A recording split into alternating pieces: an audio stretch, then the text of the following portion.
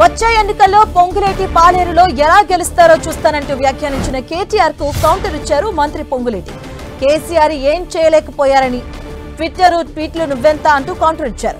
తలకిందికి కాళ్లు పైకి పెట్టినా కూడా గత పార్లమెంట్లో వచ్చిన పరిస్థితే మళ్లీ బీఆర్ఎస్ కు వస్తుందని జోష్యం చెప్పారు. జూబ్లీహిల్స్ ఉప ఎన్నిక తర్వాత బీఆర్ఎస్ పరిస్థితి ఏంటి అంటూ ప్రశ్నించారు మంత్రి పొంగులేటి.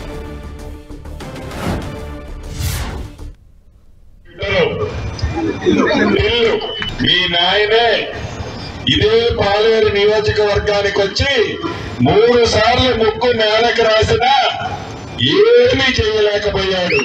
నువ్వెంత బచ్చాగాడు. తల కిందికి కాళ్ళు పైకి పెట్టిన గత పార్లమెంటులో మీకు ఏ పొజిషన్ వచ్చిందో రాబోయే రోజుల్లో మీ పార్టీ పరిస్థితి ఈ తెలంగాణ రాష్ట్రంలో అదే విధంగా ఉండబోతుందని కూడా ఈ వేదిక మీద నుంచి